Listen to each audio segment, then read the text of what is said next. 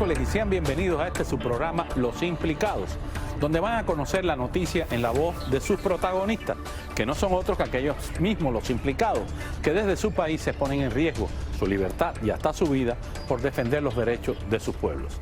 Comencemos con las noticias que tenemos hoy. La esposa de Miguel Díaz-Canel, Liz Cuesta, reconoce que los regaños y críticas por sus tonterías en internet le vienen de todas direcciones, hasta de las filas del régimen. Desde Guyana se complica la entrega de visado a los inmigrantes cubanos. Conversamos con un joven que lleva 2 meses esperando que se resuelva su caso. Regadera para los médicos. El inusual regalo de uno de los 5 espías cubanos a los galenos destacados de un hospital por sembrar lechugas y tomates, no por atender enfermos. Y más de 800 inmigrantes haitianos terminan alojados en una base de campismo popular del centro de la isla. Le explicamos el porqué de esta absurda historia. Ya comenzamos.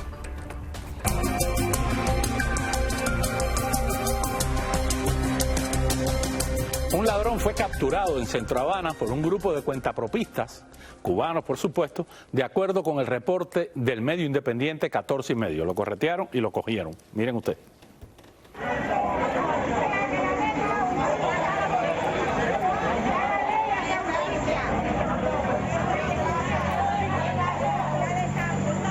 Rodeado de transeúntes, se vio de inmediato el ladrón mientras lo detenían en un portal de La Habana y el bullicio se apoderaba del lugar por la multitud. Como siempre, la policía llegó después que los tuvieran controlados. Señores, en Santiago de Cuba, la unidad de control remoto de Teleturquino, la televisora provincial, cogió candela durante un traslado hacia la provincia de Granma. Ni los equipos nuevos se salvan.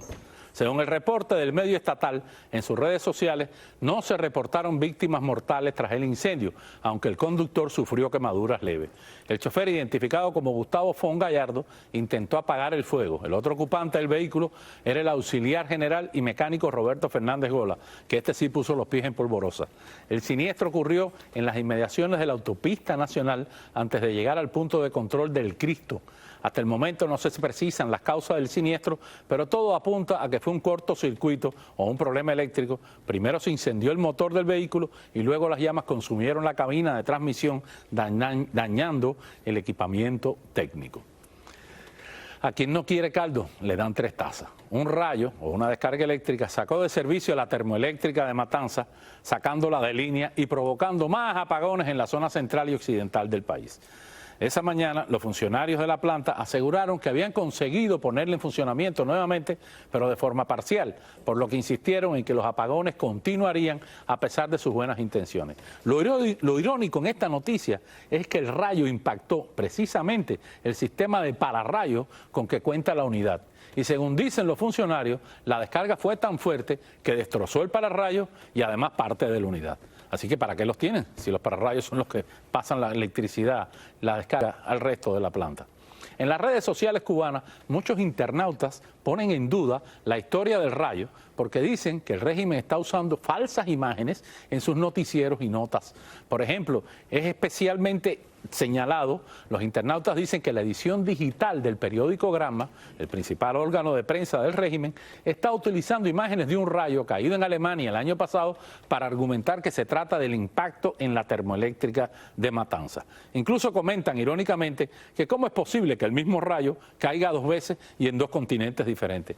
Nada, trucos que usan los medios de prensa oficial para argumentar esta historia del rayo que cayó en Matanzas. Pero ese rayo es alemán, señores, no cubano.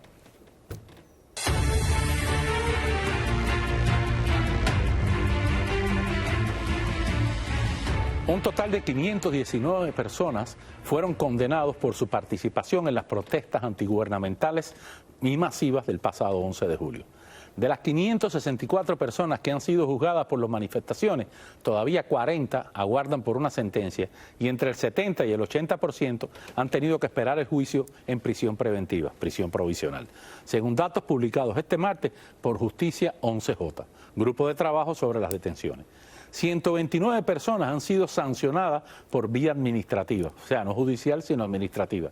Entre ellas, 6 menores de edad que fueron condenados a regímenes de internamiento bajo supervisión. El total de personas detenidas en relación con los sucesos del 11 de julio asciende a 1.470. La organización confirmó la excarcelación de 12 personas. Hasta la fecha, aún continúan detenidos 730 personas, cifra que descendió en relación con las 757 registradas el 4 de abril.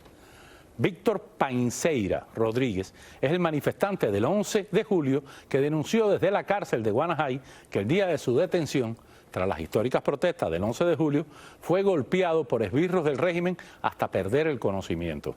El joven de 27 años de edad, residente de Artemisa, contó al medio independiente Cubanet que ese día los manifestantes fueron golpeados por represores del régimen frente a la sede del Partido Comunista de Cuba en dicho territorio.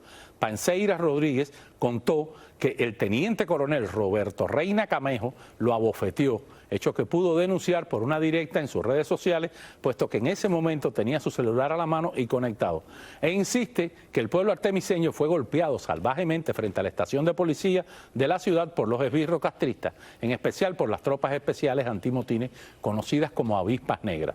Y precisó que aunque intentó cubrirse la cabeza de los golpes, perdió de igual manera el conocimiento. Luego otros cubanos que participaron en las protestas le informaron que los militares lo arrastraron y lo montaron a un camión para llevárselo detenido sin conocimiento. El artesano cubano, esto es en el oriente del país, Fernando Ginarte Mora, quien fue reprimido por esbirros del régimen castrista durante las protestas del 11 de julio, empezará a cumplir su condena de trabajo forzado o trabajo correccional sin internamiento la próxima semana. Ginarte Mora, de 53 años, fue sentenciado por el delito de atentado a 4 años de prisión sin internamiento por el Tribunal Municipal de la localidad de Baire, en Santiago de Cuba. Deberá empezar a cumplir su respectiva sanción de trabajo forzado en un plan citrícola que se localiza en Contramaestre y al cual para colmo tendrá que ir por su propia cuenta, por lo que tendrá que movilizarse desde las 5 de la mañana y no terminará hasta las 7 de la noche. En el tribunal le advirtieron que tendría que hacer lo que le ordenaran y que si incumple o falta será internado en la prisión por el mismo tiempo de la condena.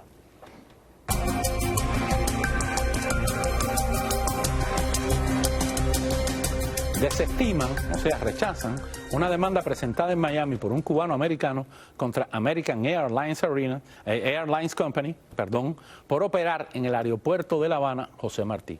Según el fallo de la jueza del Tribunal Federal del Distrito Sur, el demandante José Ramón López Regueiro no pudo demostrar que la propiedad había sido confiscada a un ciudadano de los Estados Unidos.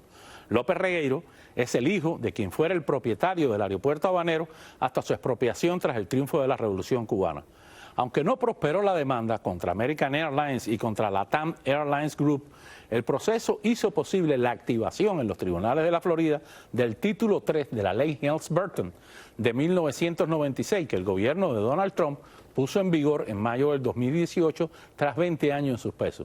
Así que se deben esperar otras demandas contra empresas y ciudadanos estadounidenses que utilicen bienes confiscados en Cuba.